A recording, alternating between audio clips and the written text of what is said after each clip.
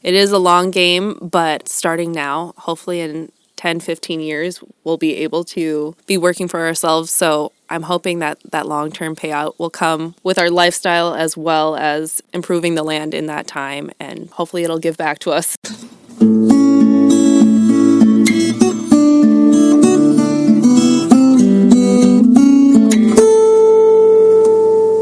Welcome to the 302nd installment of Ear to the Ground, the Land Stewardship Project's podcast on family farming, regenerative agriculture, community food systems, and local democracy. I'm Brian DeVore, editor of the Land Stewardship Letter. There's farm planning, and then there's long-term farm planning. And let's face it, when the enterprise you're undertaking involves trees and permaculture, getting immediate gratification isn't part of the picture. Abby Baldwin and Mitch Haas are well aware of that fact. And that's one of the reasons they took LSP's Farm Beginnings course a few years ago. Among other things, the class exposed the couple to holistic management. This management and planning system focuses on big picture decision making and goal setting processes. Over the years, holistic management has helped farmers of all types achieve a triple bottom line of sustainable economic, environmental, and social benefits. After taking a permaculture course in Illinois, the couple enrolled in a Farm Beginnings class LSP was offering in Menominee, Wisconsin. They say LSP's class provided a good way for them to start solidifying how they could actually make a living from a farm based on something other than annual crops. A few years ago, they purchased 25 acres of land near La Crosse, Wisconsin, that had been growing corn for decades. Their plan is to eventually develop a fruit orchard and grow other perennials as part of a permaculture system. This takes playing the long game. For example, it can take as long as 7 years for an apple tree to start bearing marketable fruit. And trees like chestnuts can take a decade or more to reach significant productive capacity. But an added twist has entered into Mitch and Abby's long-term timeline. It turns out that in 2024, an insect called the periodical cicada is expected to arrive in the area. That's bad news for anyone who's planning on planting an orchard or trees of any kind.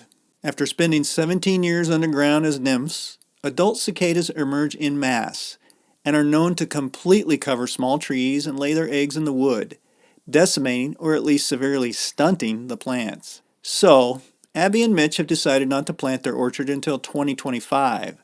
Meanwhile, they're working off-farm jobs and doing the kind of long-term groundwork both their farm and themselves will need to be successful.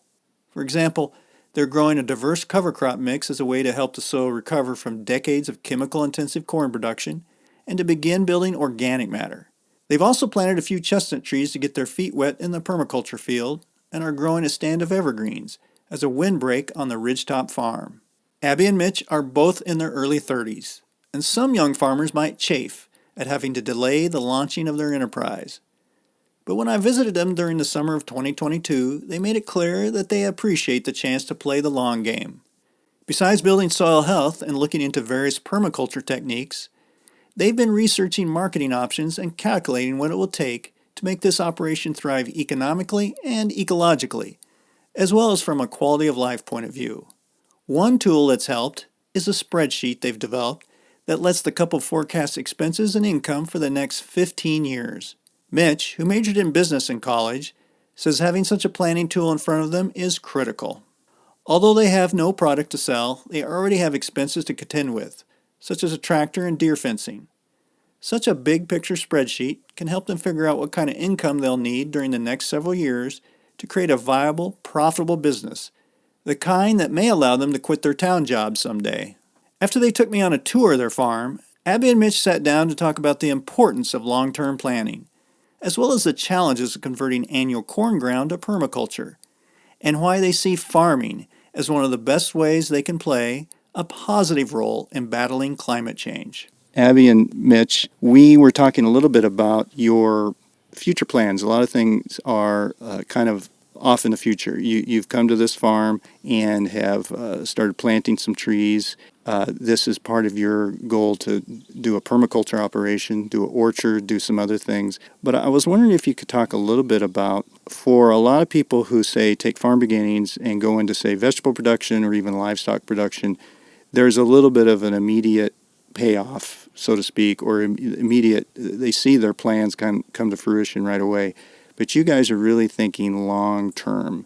I thought you said some interesting things about, in this kind of world where everything is so fast paced, that you are, and maybe the holistic management has helped you do this too, that you've been able to kind of take that long view a little bit. I was wondering if you could talk a little bit more about that and how that's kind of fitting in with what you've got planned here. Kind of how that patience, it doesn't come naturally. It doesn't to me, people like me, but maybe it does come naturally to you folks. I don't know. Yeah, I mean, just with the nature of tree crops in general, like everything from, the type of rootstock you pick to the spacing, like for the chestnuts, for example, we have them spaced 40 feet apart, which, to be honest, we probably won't see them that large in our lifetime. So it brings a interesting perspective to life where you're, I don't know, constantly inundated with things that have to happen at the end of the day or within the week. But with these trees, it's really a long game that we're planning for the future, and a lot of these things that we won't even see ourselves. So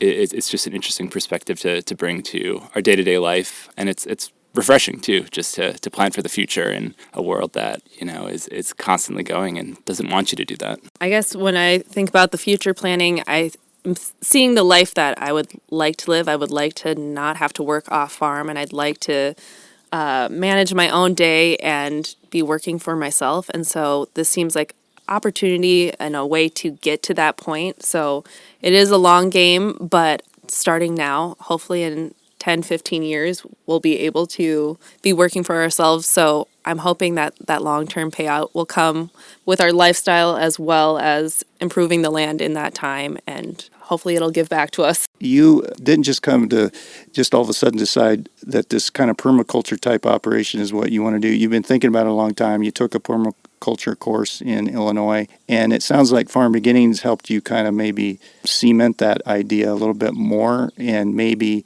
start to put some financial numbers on that a little bit, as far as, okay, this isn't just be a nice idea to have some trees and all that, but we could actually maybe make a living or make a good income off of something like this. Yeah, I mean, when we took our permaculture class, it was really great to, it was inspiring in that our teacher really emphasized the fact that you can make a living off of tree crops or off a permaculture system, and really left us with that. And so coming out of that permaculture class, we were really looking for an opportunity to flesh that out a little bit more. And so Farm Beginnings was great to really lay down all of the options, all of the potential operations that we could potentially, the different crops that we could use or grow, and put it to paper and really do the break-even point of understanding what our potential harvest is going to be, what we might earn per pound, and really see that it is feasible. We can make a living off of this, and Farm Beginnings definitely helped us do that. Touching on that, Mitch, you had described this. So you have a degree in business, and I found this really interesting that you have set up a spreadsheet. I would almost call it a holistic spreadsheet. You kind of you describe kind of how you guys are using that. You refer to it on a regular basis, and I think that it sounds like that's particularly interesting because you guys are taking the long view. You're looking 7 to 10 years out on some of this stuff. You just showed me some chestnut trees you planted. That's going to be several years for them. You're going to be waiting 2 years at least to put in this apple orchard because of the cicada outbreak that may be coming along here in 2024. But it seems like maybe having a spreadsheet and looking at it through the holistic lens is even more important since you are looking at that. And you also have to not break the bank. You have off-farm jobs, but you've bought a farm. You've got some debt here. So, but describe that spreadsheet system you have. I thought that was really interesting. Yeah, so basically what we've done is we have a spreadsheet that there's 15 columns, and each column represents a year. And then on the rows, we have one section that's expenses, and then the other section is income. And so what we've done is forecasted out, really the next 15 years, the best that we can. Probably have to reevaluate that with inflation. But so the expenses currently, so we just moved onto this farm 9 months ago or so. We're really expense heavy at the moment. So for the next 4 years, really 5 years, we have expenses like a tractor, we have a deer fence, and each of those are put into the corresponding year column. And eventually, once we have trees planted and they start producing hopefully around year 7-ish. We've forecasted the expected harvest and then the expected price that we're able to get for that. And so what we can do is then in an individual year, we can see what our cash flow looks like, how much income we'll be bringing in, how much expenses will be going out. But then also more holistically, we'll be able to see, this orchard system as a whole, from all of the expenses we incurred in the first 5 years where we were not making an income off of it, how are we doing in terms of making up for that investment? So what is the break-even point? And for our system, it's probably looking to be around year 10 or 12. So again, a long-term thing, but it's great to be able to do long-term planning for understanding what we need to be saving now and what we can expect to be spending. Yeah, and I think part of that long-term planning is it's the advantage to being able to look a few years down the road is you're in a situation where you're able to maybe build that soil health a little bit because we just walked out. It's a clay soil. You can still see corn, the remains of corn stubble from last year. And as Abby, as you mentioned, this one field, it's corn on corn. It wasn't corn soybeans. It wasn't a rotation. So you said that you dug down and you were still finding remains of corn like an archaeological dig because it just wasn't breaking down. So one of the things you're doing is doing a cover crop mix to kind of build that soil health up. So when you do start planting like the orchard and some other things, it's really going to be in a good, it's giving you a little bit of it's not like, oh gosh, we got to put this land into economic use right away. You've got some years to build up that soil health after it being, row crop for so many years. And you're kind of the crazy people in the neighborhood who are planting trees in in a row crop field. Yeah, it is true. Yeah, we're definitely going against the grain of what our neighbors have been doing and what's been going on our own land. This is the first year in probably 50 years that our land hasn't been sprayed and planted with corn. So we have some different kinds of cover crops going to build up the soil health that we plan to till in come fall and start building some organic matter. With trees, it's not like in the future we're going to be tilling our land every year and planting annuals. So this is kind of our one shot to get the soil health up and ready so that by the time we're ready to plant the apple trees, they have the best shot of growing and surviving and having the nutrients that they need. As we just walked out into the field, you saw some mushrooms growing there. So it seems like the inoculation we had done with our cover crop is helping, and hopefully that'll help start breaking things down and getting some live microbes back into the soil to aid with the growing process. Yeah, I think that's a good point because if you were trying to do vegetables right away or whatever, you could maybe do some cover cropping to try to build the soil, but you don't have as much time. This is a lot, and getting that fungal community, that's pretty exciting. That's kind of neat to see. You're both 30, and you kind of grew up in that era where climate change was such a dominant issue. I have seen over the years as the regenerative ag movement has grown, folks who are concerned about the environment and concerned about climate change in particular, are seeing farming as part of the solution to that rather than just one of the causes of it.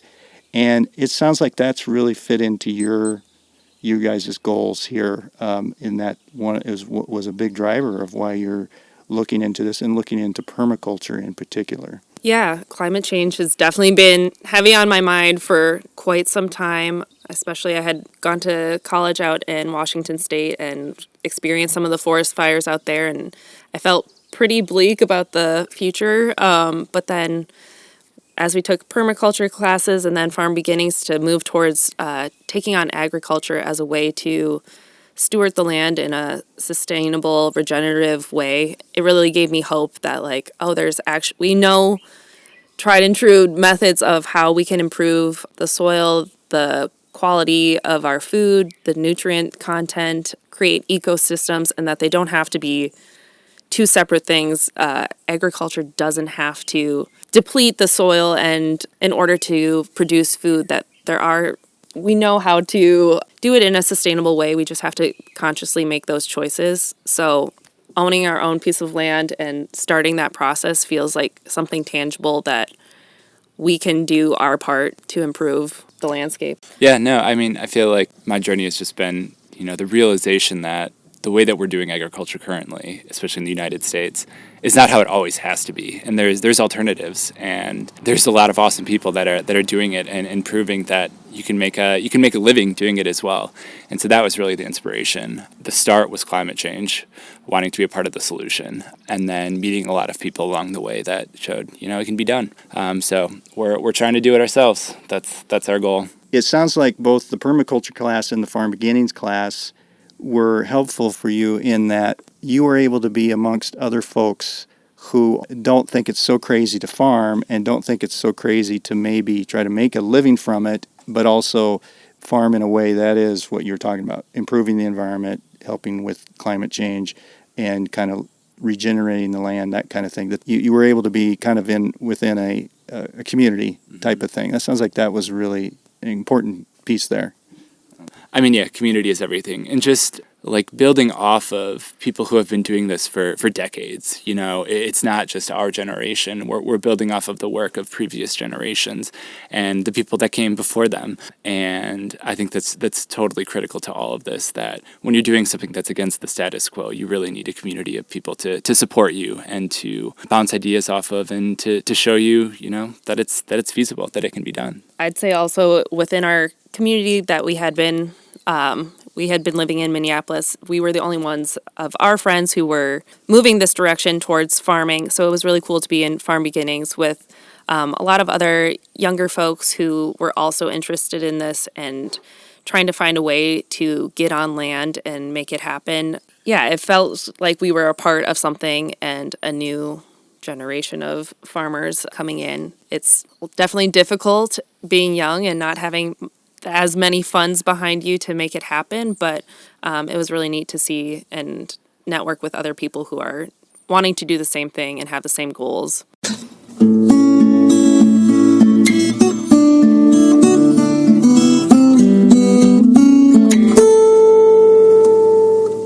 More information on Farm Beginnings and permaculture is available on the podcast page for Ear to the Ground episode number 302 at landstewardshipproject.org.